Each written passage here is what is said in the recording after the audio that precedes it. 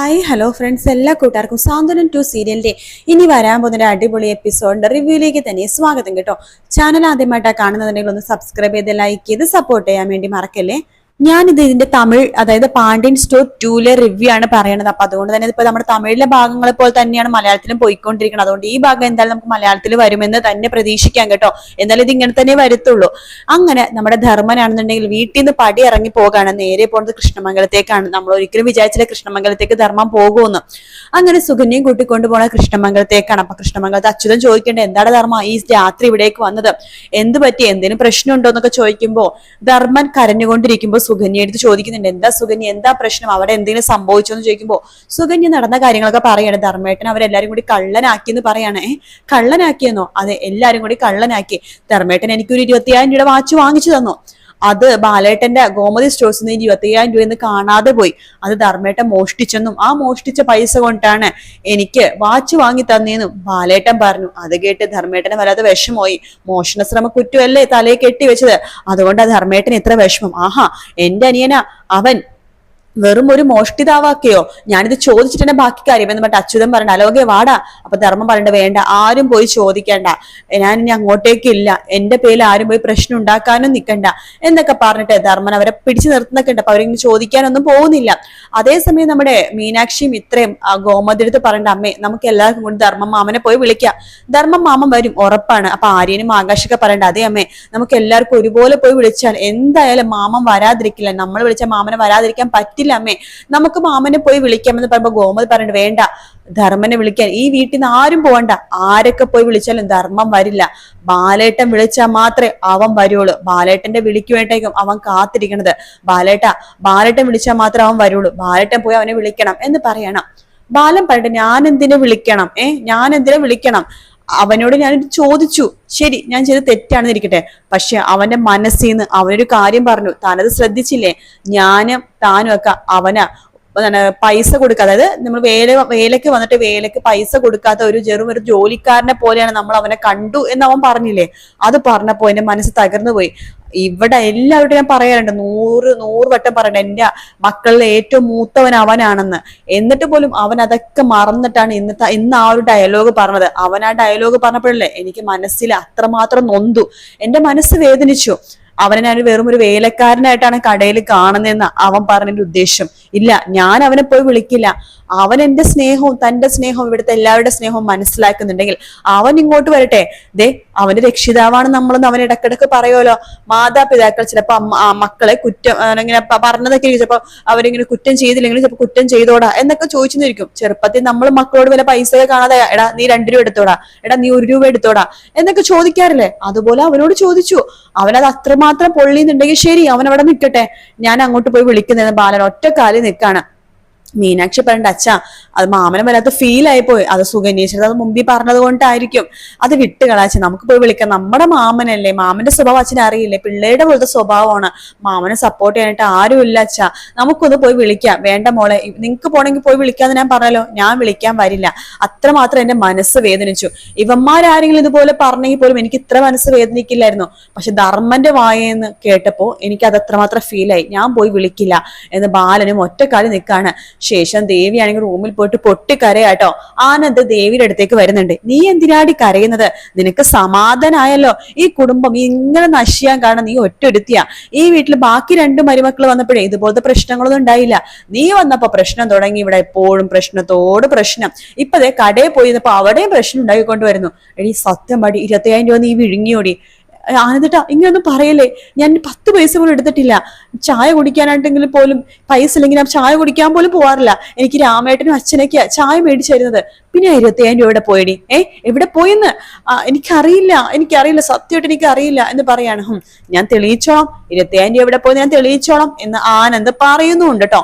അതിനുശേഷമാണെന്നുണ്ടെങ്കിൽ പിറ്റേ ദിവസം ദേവി കടയിൽ പോകാണ്ട് നിൽക്കുമ്പോ ബാലൻ ചോദിക്കണ്ട്, നീ എന്താ മോളെ കടയിൽ വരാത്തതെന്ന് ചോദിക്കുമ്പോ, ഞാൻ വരുന്നില്ല ബാലച്ച, എനിക്കെന്തോ നല്ല സുഖമില്ല, നീ വരണം, നീ വന്നിരിക്കണം, നീ വന്നില്ലെങ്കിൽ ഞാൻ തോറ്റ പോലെയാവും, ഞാൻ തോൽക്കാനാണ് മോളുടെ ആഗ്രഹമെങ്കിൽ മോള് വരണ്ട. അതല്ല, ഈ അച്ഛൻ എല്ലാവരും പോലെ തല ഉയർത്തി നിൽക്കണമെന്നാണ് മോളുടെ ആഗ്രഹമെങ്കിൽ മോള് വരണം എന്ന് പറയാണ്. അപ്പൊ ഗോമതി പറയണ്ട്, ദേവി മോള് പോ, മോൾ ഇവിടെ നിന്ന് കഴിഞ്ഞാൽ ഇപ്പഴാ മോളുടെ മനസ്സൊന്ന് ചെറുതായിട്ടൊന്ന് ഓക്കെ ആയത്. ആ സമയത്ത് മോൾ ഇങ്ങനെ ഇരിക്കല്ലേ. മോള് പോവാൻ വേണ്ടി പറയാണ്, കടയിലേക്ക് പോകാൻ വേണ്ടി പറയാണ്. ബാലേട്ടൻ മോളെയും വിളിച്ചോണ്ട് പോകുന്നു പറയുന്നുണ്ട്. അങ്ങനെ ബാലൻ ദേവിനെയും വിളിച്ചുകൊണ്ട് പോകണം കടയിലേക്ക്. ദേവി ആകെ വിഷമിച്ച് കരഞ്ഞുകൊണ്ട് തന്നെയാണ് കടയിലും ഇരിക്കുന്നത് കേട്ടോ. ബാലൻ പറയുന്നുണ്ട്, എനിക്ക് പുറത്ത് കട വരെ ഒരു സ്ഥലം വരെ പോകേണ്ട ആവശ്യമുണ്ട്, 25,000 രൂപ കുറവ് വന്നല്ലോ. അപ്പൊ ആ 25,000 രൂപ ആടെങ്കിലും കടം മേടിച്ചിട്ട് വേണം ഇപ്പൊ അത് ചെയ്യാനായിട്ട്. അപ്പൊ അതുകൊണ്ട് ഞാൻ പുറത്ത് വരെ പോവാണ് മോളെ, രാമേട്ട കട നോക്കിക്കോളണം കേട്ടോ, ഇന്ന് ആകാശ് വരില്ല, അപ്പൊ കടയിലെ കാര്യങ്ങളൊക്കെ നോക്കണമെന്ന് പറയാണ്. ശരിയെന്ന് ദേവിയും രാമേട്ടനും പറയുന്നുണ്ട്. കുറച്ച് മുമ്പ് രാമേട്ടൻ പറഞ്ഞു, മോളെ ഞാൻ ചായ കുടിച്ചിട്ട് വരട്ടെ. ആ കുടിച്ചിട്ട് വാ രാമേട്ട, മോൾക്ക് ചായ വേണോ? എനിക്ക് വേണ്ട രാമേട്ട, എനിക്കറിയാം മോൾക്ക് നല്ല ക്ഷീണമുണ്ട്, ഞാനൊരു ചായയും കടിയും മേടിച്ചിട്ട് വരാം, മോള് ഇവിടെ നോക്കിക്കൊണ്ടിരുന്ന ഈ സമയത്ത് കട അങ്ങനെ അധികം കസ്റ്റമേഴ്സ് ഒന്നും വരില്ല, മോൾ ഇവിടെ ഇരുന്നോ എന്ന് പറഞ്ഞിട്ട് രാമേട്ടൻ ചായ കുടിക്കാൻ വേണ്ടി അപ്പുറത്തേക്ക് പോവാണ്. അപ്പൊ ദേവി മാത്രമേ ഉള്ളൂ. ദേവി എന്തൊക്കെയോ ആലോചിച്ചുകൊണ്ട് വിഷമിച്ചിരിക്കുന്ന സമയത്ത് വീണ്ടും ഉദയഭാനു വരുവാട്ടോ പൈസ മോഷ്ടിക്കാനായിട്ട്. അങ്ങനെ ഉദയഭാനു അവിടേക്ക് വരുമ്പോഴേക്കും ദേവി വേറെ ഏതോ ലോകത്താണ്. മോളെ എന്തു പറ്റി മോളെ? ഒന്നുമില്ല അച്ഛൻ ഇതിനെ പിന്നെ ഇവിടെ വന്നത്? ഓ വെറുതെ നിന്നെ ഒന്ന് കാണാൻ. പിന്നെ അന്നത്തെ ആ ബൂസ്റ്റിന്റെ പാക്കറ്റ് സൂപ്പർ ആയിരുന്നു, ഒരു ബൂസ്റ്റിന്റെ പാക്കറ്റ് കൂടി തരാമോ മോളെ? അച്ഛൻ ഇത് എന്താ അച്ഛാ, വേറെ കടകളിലൊക്കെ ബൂസ്റ്റിന്റെ പാക്കറ്റ് കിട്ടുമല്ലോ, 5 രൂപയിലേ ഉള്ളൂ, അച്ഛൻ പോയി മേടിക്കുന്ന 10 രൂപ, പോയി മേടിച്ചോ മോളെ, ഇപ്പൊ ഇവിടെ വന്നു പോയില്ല, നീ ഒരെണ്ണം കൂടി താ എന്ന് പറയാണ്. അങ്ങനെ നമ്മുടെ ദേവി ബൂസ്റ്റിന്റെ പാക്കറ്റ് എടുക്കാൻ വേണ്ടി വീണ്ടും അപ്പുറത്തേക്ക് പോണ സമയത്താണ് നമ്മുടെ ഉദയഭാനു അവിടുത്തെ മേശയുടെ ഉള്ളിൽ നിന്ന് കാശ് എടുക്കുന്നത്. ദേവി കാണുന്നില്ല, ദേവി പുറകെ തിരിഞ്ഞ് അപ്പുറത്ത് തിരിഞ്ഞ് നിൽക്കാണ്. പക്ഷെ ആനന്ദ് കാണുന്നുണ്ട്. ആനന്ദ് എന്തോ കാര്യത്തിലെ കടയിലേക്ക് വരുമ്പോ ഈ കാഴ്ച കാണുന്നുണ്ട്.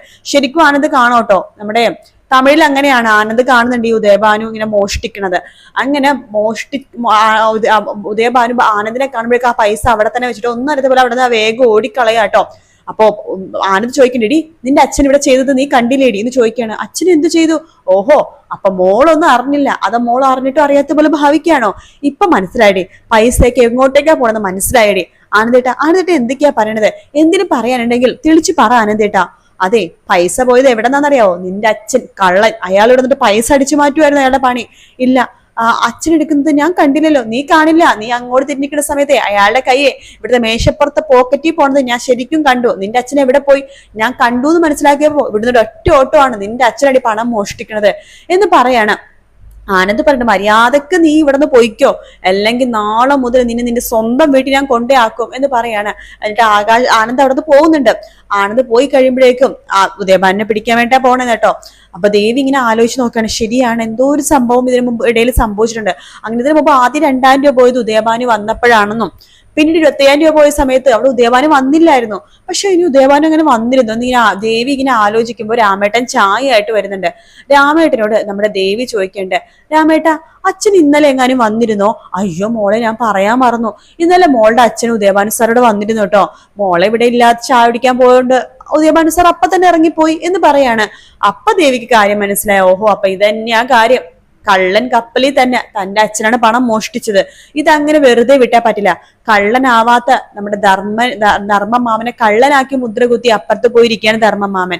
അപ്പൊ ധർമ്മമാമന്റെ നിരപരാധിത്വം തെളിയിക്കണമെന്നുണ്ടെങ്കിൽ തന്റെ അച്ഛനാണെന്ന് നോക്കിയിട്ട് ഒരു കാര്യമില്ല. അച്ഛൻ ചെയ്ത് തെറ്റ് തന്നെയാണ്. അപ്പൊ അതുകൊണ്ട് അച്ഛന്റെ ആ ഒരു കാര്യം തുറന്നു പറഞ്ഞ് അച്ഛനെ നമ്മുടെ അച്ഛന്റെ ആ പൈസ മോഷ്ടിച്ച പൈസ മേടിച്ചിട്ട് അച്ഛന് 2 അടിയും കൊടുത്ത്, അച്ഛനാണെന്ന് നോക്കിയിട്ട് കാര്യമില്ല, തെറ്റ് ചെയ്ത് അച്ഛനാണെങ്കിലും അമ്മയാണെങ്കിലും ശിക്ഷ അനുഭവിക്കണമല്ലോ. അതുകൊണ്ട് തന്നെ നമ്മുടെ ദേവി ഈ സത്യങ്ങൾ ഫുള്ളായിട്ട് ദേവിക്ക് പറയാൻ പറ്റില്ല. പക്ഷെ അച്ഛൻ എന്തോ ആവശ്യത്തിന് ചേഞ്ച് ചോദിച്ചപ്പോ താൻ കൊടുത്തു പോയതാണ് എന്ന് പറഞ്ഞാൽ മതിയല്ലോ. അപ്പൊ ദേവി അങ്ങനത്തെ എന്തിലൊക്കെ കാരണേ പറയുള്ളൂ. എന്തായാലും ഉദയഭാൻ എന്ന് പറഞ്ഞ കള്ളനെ തന്നെ പിടികൂടും കേട്ടോ. അത് ഈ ആഴ്ച തന്നെ പിടികൂടും. തമിഴിൽ അങ്ങനെയാണ്, ഉദയഭാനെ പിടികൂടുന്നുണ്ട്. അപ്പൊ ഇതിലും പിടികൂടും. ദേവി നല്ല നല്ല വഴക്ക് തന്നെ ദേവി പറയും കേട്ടോ. എന്തായാലും കാത്തിരുന്ന് കാണാം ഫ്രണ്ട്സ്. വീഡിയോ ഇഷ്ടപ്പെട്ടാൽ ലൈക്ക് ചെയ്യുക, സബ്സ്ക്രൈബ് ചെയ്യുക, കമന്റ് ചെയ്യുക. മറ്റൊരു വീഡിയോ ആയിട്ട് വീണ്ടും കാണാം. Take care, bye bye.